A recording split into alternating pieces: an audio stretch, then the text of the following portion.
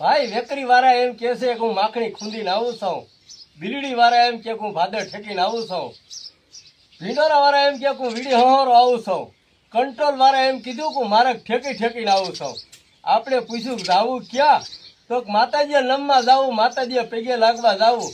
ધાવડી જેવું મહાદેવું મંદિર છે, ભાદરને કાંઠે છે, અને જ્યાં નજર કરો ને આ માખણીમાં તમને કહો મોરલા એવા ટવકા મારે છે કે કેવા માર્યા હતા તમે સાંભળજો. આ ભાખડીના મોરલા બોલ્યા છે, જો આમ બોલ્યા હતા.